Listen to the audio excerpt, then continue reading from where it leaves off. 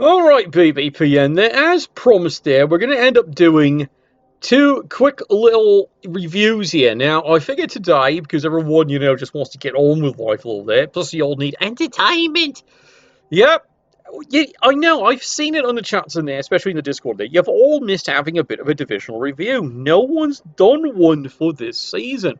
So you know what? We need to do one for your fine, upstanding lads here. So we're going to go and take you to look at one everyone's favourite division. Yeah, you got it. It's the Khorne Division. Yes, behold, Khorne. Oh, God, I can't believe I get away with that one here. Okay, let's take you into the Khorne Division here. Now, from the Khorne Division's viewpoint here, they are finishing up match week 8. Yeah, this is how far they've gone into the division. Now, we're going to start things up all nice and fun. Yeah, milk for the cornflakes. Yeah, absolutely there. We'll just review the teams first, and then later on I'll take you into the leaderboard. We'll show you how it's looking here. Tomorrow, as promised after the cast, we'll try and then fit in doing the Nurgle division here. All right, let's take a look at our first fine bunch of upstanding fellows here. And Finhel's team. Dragon Watch, yeah, exactly. Here it is, the first of the Bretonian clubs. This is the Bretonian team that's trying to actually do things normally. 13-16 TV has a bit in the kitty here. Let's review the team. He's got cheerleaders, he's got coasters, he's even got fan fact, he's got apothecary, but only 2 rerolls. He might be changing that. And taking a look at the team there, well, he's had a bit of a rough season. Of course, some would say with Finhell, that's usually no surprise whatsoever.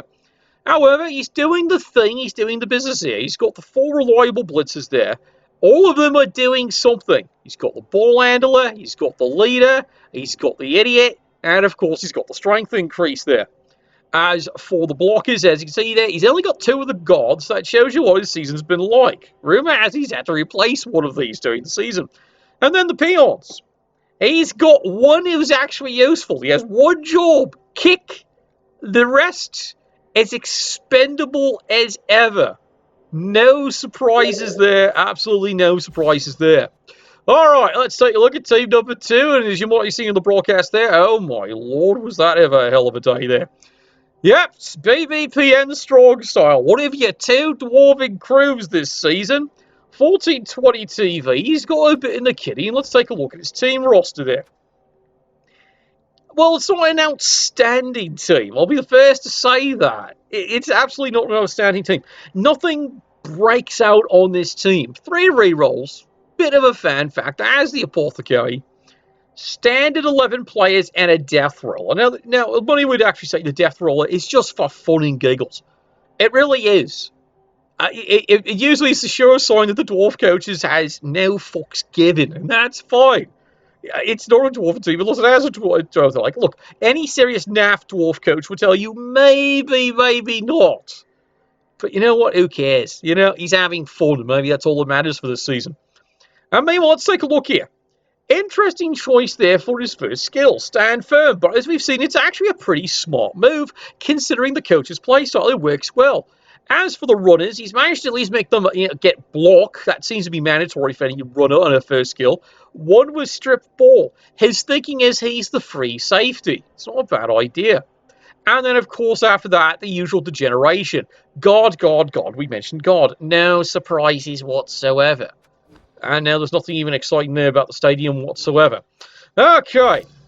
Now, the sweethearts of the division. Yeah, let's call them what they are. Defenders. Yep. They have proven to be absolutely time and time again some of the most favourite team you've had. Yep, behold, it's a Khorne team.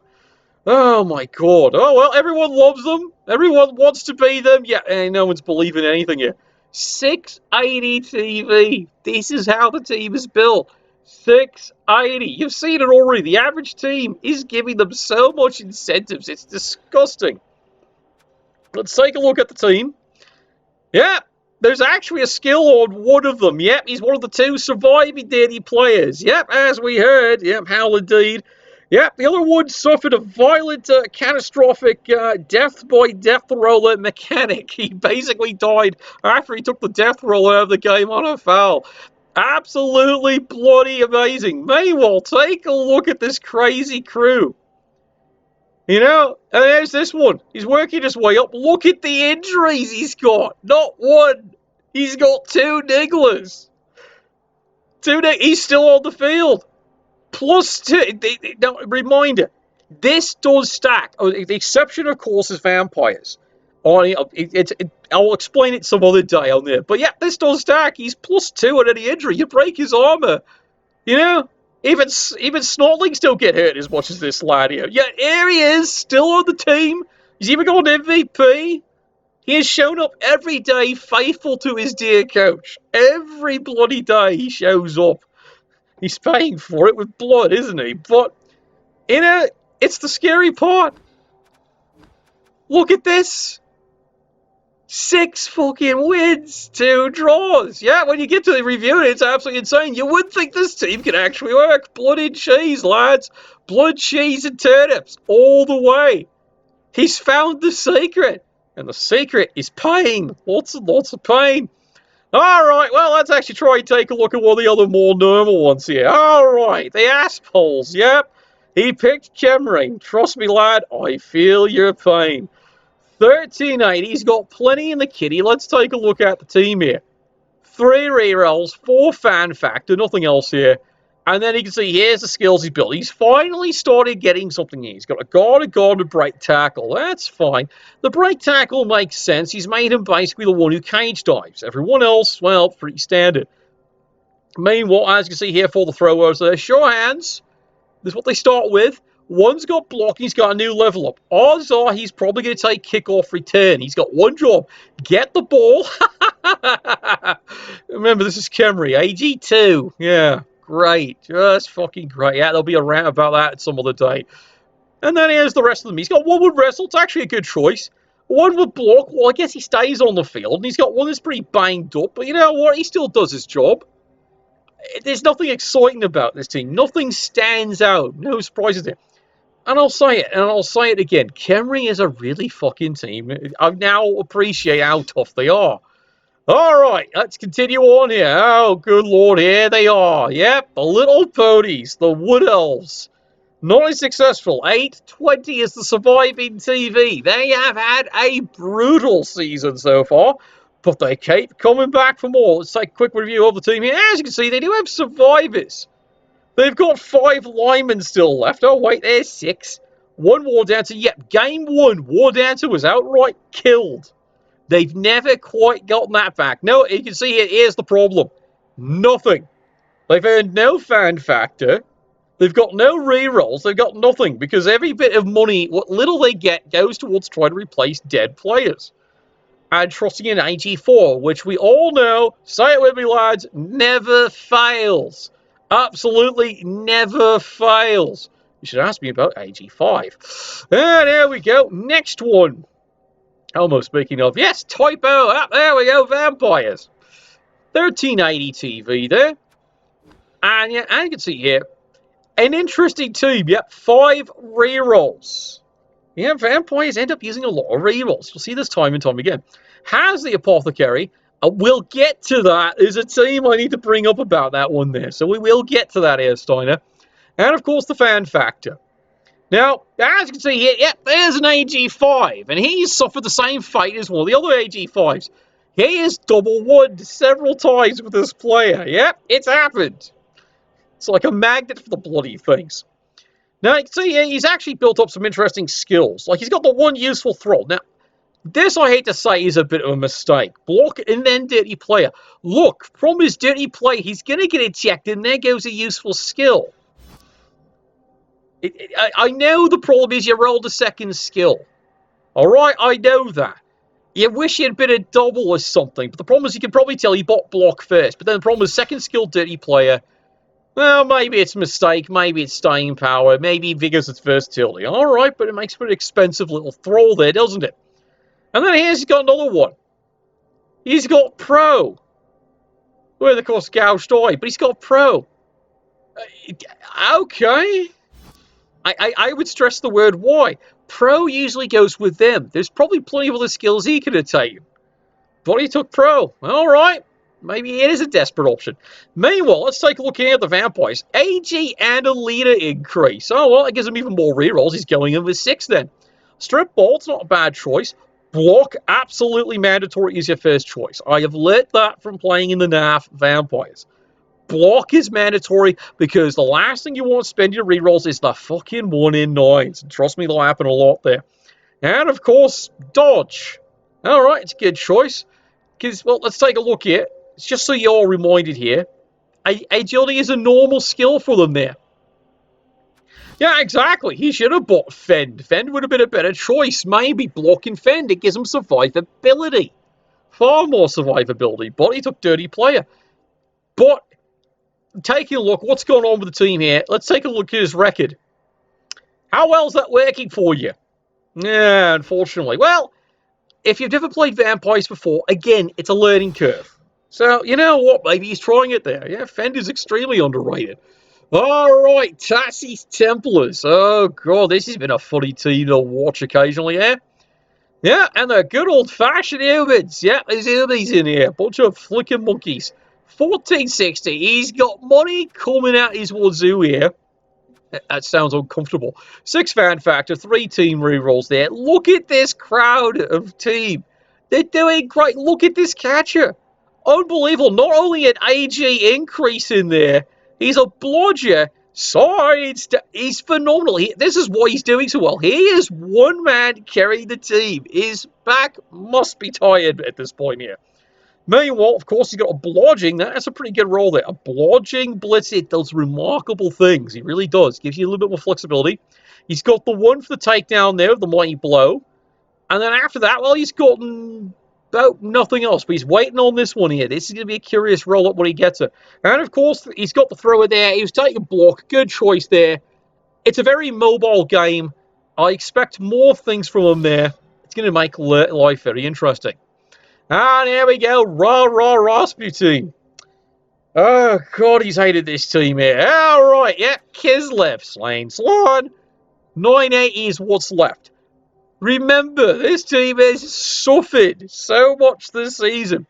1 reroll is all they got. 1, yeah. Love of the Russian Queen.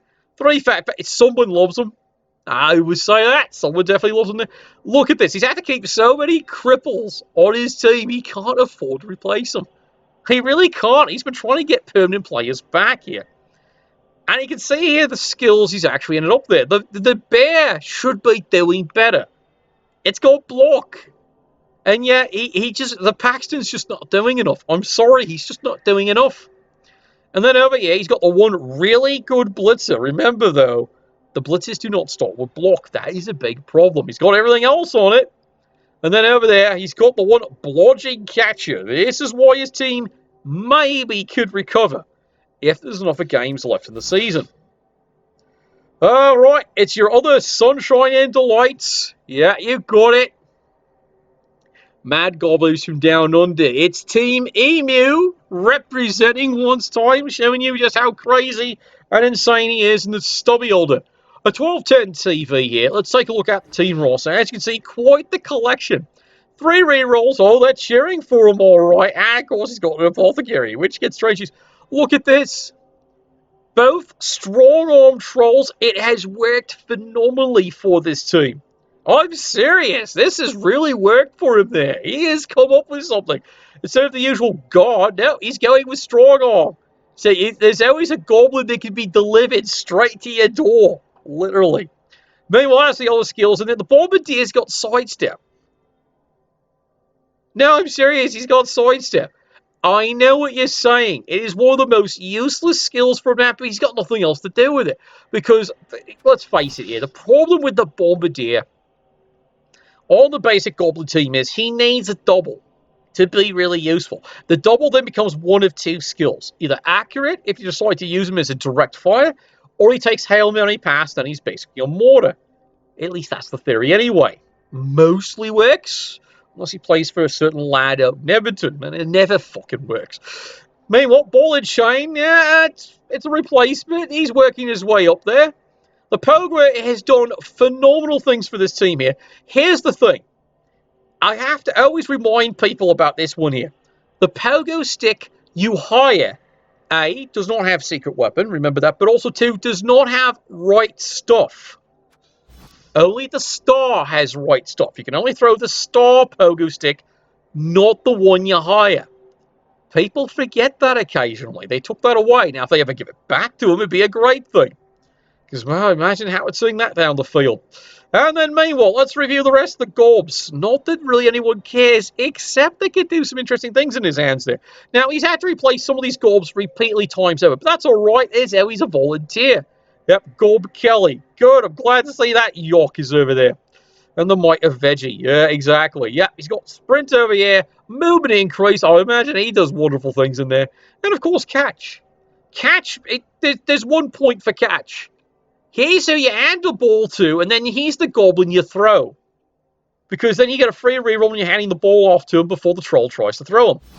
And then you hope he survives. Oh, I tell you, it's a magnificent team. We'll get to that later. And, of course, our last team to review for today. Yeah, our favourite hero, stranded in Spain, is Khorne's Rats. Dirty, filthy rats. 1300 TV. Let's see what remains of his team. They've actually done fairly good. 6 fan factor. This is actually high so far this season in this division. That's a high fan factor. 3 rerolls. And then let's review what's left of his team. No surprises who's doing most of the work there. It's all on the gunner. Now, the thrower's been doing remarkable things. Every game he's getting throws in, so that's why he's got 19 SPP. He's got block to stay alive and, of course, accurate. Why? One job. No, we haven't missed it. We haven't gotten to it. Wait a fucking turn. Gutter runners. This is the scary one. No, I'm serious. That's the scary one. Strength increase on a gutter runner. Lots of luck knocking him down easy. Movement 9, strength increased. He would love him to get another skill. Then he's unfucking beatable. Meanwhile, Blodge on the basic with the rest of them there, with one interesting exception. Now, this is rather clever of him. I'll say it. Wrestling Horns. Very clever indeed. You can see what Khorne's thinking there. He's all about get the ball, and then the ball is gone. So far, it hasn't worked too bad for him there. As for the Storm Vermin, well, one's gotten pretty banged up, as you can see there. More's the pity that he's not dead yet. But, yeah, niggling injury, and he won't replace him. He's keeping him. If he can ever make enough money, he's thinking about it. He probably will, because look at, he's only got an MVP. The other one does the job. And then, of course, the well-aligned line rats. These rats' lives don't matter. They never fucking do. All right, let's take a look at the current leaderboard here. Are you terrified to see who's in first place there? This shouldn't fucking happen any given Sunday, yet there they are, on top of the league, having a laugh. The Bretonians Defenders, 6 wins, 2 draws. They haven't lost a game. He's come up with something that no one thought would possibly work. Yeah, here they are, a complete throwaway team, and yet he's winning. Unbelievable. Chasing after him there, of course, is the Skaven. Yeah, he's run a pretty good crew. He's only taken the 1 loss, and that was a tough one. And then, of course, the humans. Yeah, Tassie Terrasolus. Yep, they're doing fine. Just fine. They haven't lost a game, but they're sitting in a good position there. And then, of course, the Dwarves. BBPN Strong Style. Well, you can see they're pretty where you expect them, but 2 losses. Not what they expected to have already here. And then, of course, the normal Bretonians. Yeah, you can see how well they're doing. Yeah, Finelf, take notes. Anyway, here we go. Khemri. Yep, Sky's discovering how tough Khemri are. Now, I'll say it and say it again. Khemri are fucking tough. They really are to play.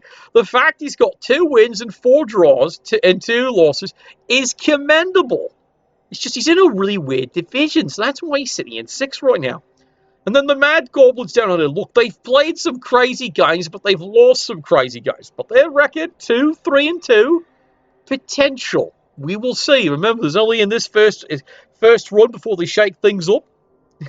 So we'll see where he ends up there. Vampires.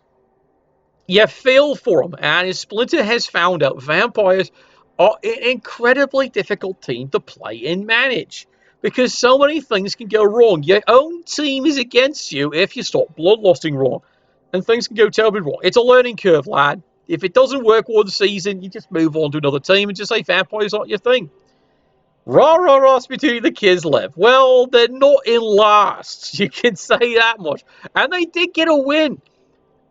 It's not a horrible team. It's just Nuffle. Yeah, can't. He's been teabagging them all season. 1 win, 2 draws, 5 losses, and you saw how ugly 1 or 2 of those losses really were. Yet compliments all the way. He won't quit, won't surrender. And of course, tagging up there, the Wood Elves. It's not this season. It's a long shot. Newer coach, still learning the art, and you are playing with some of the best in this division here. You've got a draw out of it there. You got 6 losses, but you know what? Never quit and never surrender. Oh, what a crazy game, isn't it there? I love it. The Bretonians are actually piping here. I'd like to add. Yeah, I do admit you'd like to add it there. So yeah, there's a fun fact about this Bretonian crew. Fendway Stadium. Yeah, what a great one there. The Nuffles Altar. 50k less is what you get to induce. It is the problem. You know, you're assuming your opponent's not giving you a massive inducement some days.